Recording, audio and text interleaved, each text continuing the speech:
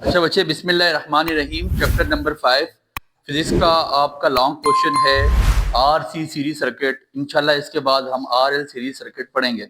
Easy से बच्चे, अगर जिसको ये समझ आ गया, बल्कि इससे भी हट के जिसको अभी तक आपको पढ़ा के आए थे AC through capacitor, AC through inductor, AC through resistor, जिसको वो तीन टॉपिक समझ आए हैं, उसके लिए ये बिल्कुल मसला नहीं है। और आपके लिए आपको ये रिक्वेस्ट है कि ऐसा करें कि ये तैयार करने से आप पहले पहले आप लोग जाके वो टॉपिक्स तीनों तैयार करें, एक दफा सुने, या आपके लिए कोई मसला नहीं क्रिएट करेगा। ठीक हो गया बच्चे?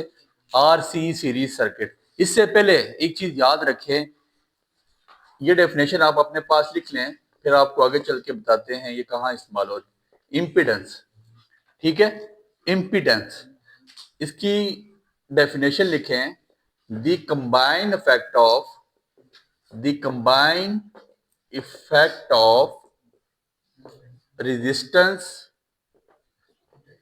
resistance and reactance in AC circuit। In AC circuit उसको हम क्या कहते हैं? इम्पीडेंस। सादे से लफ्जों में, अगर किसी सर्किट में रेजिस्टर, कैपेसिटर और इंडक्टर तीनों इकट्ठे लगा दिए जाएं तो उसकी रेजिस्टेंस को हम इम्पीडेंस का, अगर किसी एसी सर्किट में, दोबारा सुन लें, अगर किसी एसी सर्किट में रेजिस्टेंस, रेजिस्टर, कैपेसिटर और इंडक्टर तीनों इकट्ठे कंबाइन लगा दिए जाएं तो उसकी रेजिस्टेंस को हम क्या कहेंगे? इम्पीडेंस। और इट इज नोटेड बाय, ये बड़ा इंपॉर्टेंट है बच्चे, शॉर्ट आ सकता है, it is noted bye Z. इसको किससे डिनोट किया जाता है? जेड। आपको पता है V is equal to I R, तो R is equal to V over I, ऐसे ही है। तो Z is equal to V R M S, छोटा सा साथ लिखेंगे। आर एम एस के बारे में आपको पढ़ा के आगे थे, रूट मीन स्क्वायर वैल्यू होती है।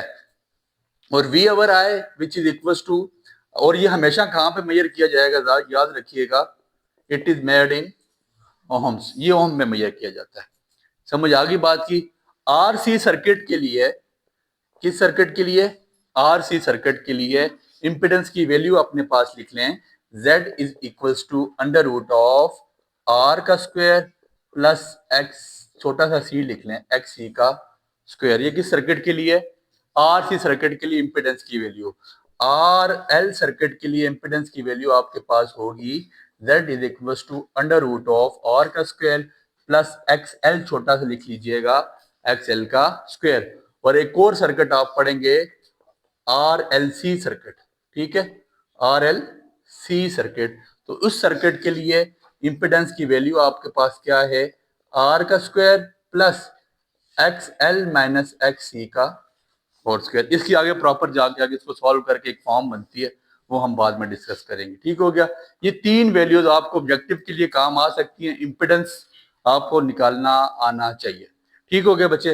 अब हम अपने टॉपिक की तरफ लौटते हैं, जो हमारा टॉपिक है आरसी सीरीज सर्किट। बच्चे बड़ा इजी सा टॉपिक है, मेरी तरफ तवज्जो करेंगे, आपको इंशाल्लाह ये 5 मिनट के अंदर कवर अप हो जाएगा उन लोगों के लिए जो AC through capacitor, register, inductor समझ के आए हैं। सबसे पहले हम इसका स्टार्ट करेंगे कहां से? डायग्राम इसकी हम बनाने जा रहे हैं। और डायग्राम हमारे पास क्या है बच्चे? ये हमारे पास एक वोल्टेज है, एसी सर्किट है आपके पास। यहाँ पे ये, यहाँ पे आपने सीरीज में क्या लगाया हुआ है? कैपेसिटर। और इधर ही साथ सीरीज में एक रेजिस्टर लगा हुआ है। क्या लगा हुआ है? रेजिस्टर। समझ आ गई बात की? हमें पता है इसकी वोल्टेज क्या होगी, हमें पता है V is equal to I R, ठीक है। तो ये कैपेसिटर की वोल्टेज में लिखने जा रहा हूं, V C is equal to I R M S लिखना है, साथ रूट मीन स्क्वायर वैल्यू। क्यों लिखते हैं बता के आ चुका हूं, root mean square value multiply by X C. क्या लिखना है? X C. और ये आपके पास क्या है? रेजिस्टर। रेजिस्टर की वोल्टेज आपके पास क्या हो जाएगी? V R is equal to I R M S multiply by P is equal to I R. सादी सी बात, कोई यहां पे प्रॉब्लम नहीं होनी चाहिए आपको। ये आपके पास क्या आ गई है? डायग्राम। ठीक हो गया? यहां तक कोई प्रॉब्लम है नहीं? ठीक है। इसके बाद हमने देखनी है फेजर डायग्राम जो हम आज तक बनाते आए हैं, तीनों टॉपिक में हमने फेजर डायग्राम बनाई है। ऐसे ही है, आपको बताया एसी थ्रो कैपेसिटर में क्या होता था, करंट लीड करता था, वोल्टेज लेग करती थी। करंट लीड करता था, वोल्टेज और कितने से 90 डिग्री से। सारों ने लीड लेग किससे किया, 90 डिग्री से। आपके पास सुनिएगा, मेरी बात जरा गौर करें, ये रेजिस्टेंस की वैल्यू है। ये डायग्राम, ये जो मैं लाइन ड्रा कर रहा हूं, ठीक है, ये किसकी लाइन है, रेजिस्टेंस की। सुनिएगा जरा, मेरी तरफ देखिएगा, तवज्जो करें। V R is equal to I R M S multiply by R. ये किसकी वैल्यू है, किसकी वैल्यू है, रेजिस्टेंस की। और इसी लाइन में करंट भी मौजूद है। दैट मीन ना V is equal to I R, तो दैट मीन के इस लाइन में करंट भी। तो ये जो आपने ये लाइन लगाई है किसकी कर्व है, करंट की। किसकी, इसको मैंने नाम दे दिया वी आर का। फॉर एग्जांपल ये मैं रेजिस्टेंस की वो कर रहा हूं, तो V R is equal to I R M S multiply by किधर से लेग को आपने देखा था, एसी थ्रो कैपेसिटर में 90 से लेग होता था, मतलब करंट लीड करता था, वोल्टेज लेग करती थी। तो मैं लेग को डाउन साइड पे 90 डिग्री पे लेग करवा रहा हूँ। कोई इधर तक प्रॉब्लम, करवा सकता हूँ लेग 90 डिग्री पे डाउन साइड पे लेग करवाया जा रहा है। ठीक हो गया बच्चे। अब किसको लेग करवाया मैंने, इसको। दैट मीन्स के V C is equal to I R M S multiply by X C. ये बेसिकली क्या, लेग हो गया, वोल्टेज क्या लीड हो रहा है, करंट। अब इनका कंबाइन इफेक्ट क्या है, इनको कंबाइन कैसे किया जाता है। दो वेक्टर्स आपको नजर आ रहे हैं। वेक्टर एडिशन जिंदगी सारी 9वीं क्लास से हमने पढ़ना शुरू करा। वेक्टर एडिशन कैसे होती है, by head to tail rule. Head to tail rule की मदद से दो वेक्टर्स को हम कंबाइन कर सकते हैं। अब दो वेक्टर्स को कंबाइन कैसे किया जाएगा बच्चे, head of the first vector coincide the tail of second. हम पढ़ते आए आज तक कि एक वेक्टर के हेड को दूसरी वेक्टर के टेल के साथ मिला दें, वेक्टर कंसाइड हो जाएगा। अब बात इतनी सी है कि मैं ऐसा करूंगा, ये जो ये वाला वेक्टर है इसके सामने इसी तरह का एक वेक्टर ड्रा कर दूंगा जो मुझे इसी का इफेक्ट शो करेगा, जो समझेगा कि यही है। ठीक है, और इनको आपस में यहां तक कंबाइन कर दिया जाएगा। ये वेक्टर एडिशन कहलाता है। वेक्टर को इनके दरमियान में जो एंगल बनता है उसको मैंने नाम दे दिया फाई का। किसका, फाई का। किसका नाम दे दिया गया, फाई का। और अब बेसिकली आपके पास ये क्या चीज बन गई है, V C I R M S multiply by X. यहां तक कोई प्रॉब्लम। अब ये कंबाइन वोल्टेज आ गई, ये कंबाइन वोल्टेज आ गई, ये एक ऐसी कर्व आ गई जिसने इन दोनों, अब ये वेक्टर नहीं रहा, ये वेक्टर ये ड्रा हो गया, ये वाला वेक्टर ये ड्रा हो गया। अब ये एक ऐसी ट्रायंगल बन गई है जिसको हम राइट एंगल ट्रायंगल कहते हैं। और आपको पता है right angle triangle can be solve by Pythagoras theorem. हम जिंदगी सारी पढ़ते आए कि राइट एंगल ट्रायंगल को किससे सॉल्व किया जाता है, पाइथागोरस थ्योरम से। और हमें पता है हाइपोटेन्यूज का square is equals to base का स्क्वायर प्लस परपेंडिकुलर का स्क्वायर। तो हम आज तक पढ़ के आ चुके हैं। तो इसके बाद इनको कंबाइन करके आपने अगला काम करना है, अगली हेडिंग डालनी है वेक्टर एनालिसिस की। कौन सी हेडिंग है बच्चे, वेक्टर। सर जो आप, ये मेन इक्वेशन है, सुनिएगा। वेक्टर एनालिसिस करना है, आपने वेक्टर ऐड कर दिए बाय हेड टू, और हेड टू टेल रूल के तहत ऐड करके मैंने देखा भाई साहब ये तो राइट एंगल ट्रायंगल बन गई। ऐसे ही ये राइट एंगल ट्रायंगल बन गई। तो ये कंबाइन मेरे पास जो वोल्टेज आया, मैंने कहा जी जो मेरे पास वोल्टेज आया रूट मीन स्क्वायर वैल्यू का, किसका, रूट मीन स्क्वायर वैल्यू का, हाइपोटेन्यूज का स्क्वायर। पूरी बात नहीं लिखता, हाई लेक्चर लंबा हो जाएगा। हाइपोटेन्यूज का square is equal to base का स्क्वायर प्लस परपेंडिकुलर का। तो अगर मैंने हाइपोटेन्यूज निकालना हो taking under root on both side, तो हाइपोटेन्यूज के ऊपर से रूट कट जाएगा, इसके ऊपर रूट रहेगा। दैट मींस कि V R M S is equals to, सुनिएगा किसके इक्वल हो जाएगा, वी आर का स्क्वायर प्लस वी सी का। वैसे ही होगा ना सर, ठीक हो गया।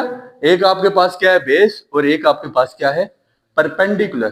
तो V R M S which is equal to V R की वैल्यू क्या है, I R M S into R, I R M S multiply by R का होल स्क्वायर। और वी सी की आपके पास वैल्यू क्या है, I R M S multiply by X C का होल स्क्वायर। ये बाय पाइथागोरस थ्योरम सॉल्व हो रहा है। सुनिएगा, यहां तक कोई प्रॉब्लम है नहीं। अब आई आर एम एस इधर भी है, इधर भी है, कॉमन ले सकता हूं। IRMS को जब मैं कॉमन ले लूंगा तो IRMS जब मैं कॉमन लूंगा तो वो स्क्वायर की फॉर्म में कॉमन लिया जाएगा, ठीक है, क्योंकि दोनों के ऊपर होल और रूट भी मैंने अलग कर लिया। अंदर यहाँ पे मेरे पास बच गया r का स्क्वायर प्लस xc का, ऐसे ही है, xc यहीं छोड़ा, r स्क्वायर यहीं छोड़ा, ये दोनों चीजें उठा के रूट की फॉर्म में बाहर लेके चला गया, ये स्क्वायर स्क्वायर रूट से कट गया। तो VRMS ये आई मल्टीप्लाई हो रहा है नीचे जाके, IRMS which is equal to under root of r का स्क्वायर प्लस xc का स्क्वायर। ये RC सर्किट जा रहा है, RC सीरीज सर्किट।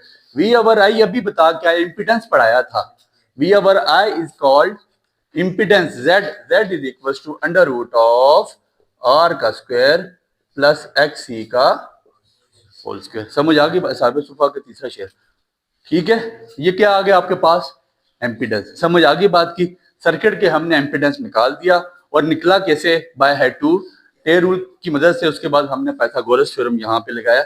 बच्चे इससे भी आसान काम, अब अगर मैं इस इक्वेशन को, मेरी बात सुनिएगा, थीटा निकालने जा रहा हूं, अगर मैं इस इक्वेशन को ड्रा करूं बाय पाइथागोरस थ्योरम, या मैं इसको ट्रायंगल फॉर्म की वेक्टर एनालिसिस करके इसको ट्रायंगल की फॉर्म में लेके आऊं, तो आपको एक चीज नजर आ रही है, ये आपके पास क्या होगी बेस और ये आपके पास क्या होगी परपेंडिकुलर, ऐसे ही है।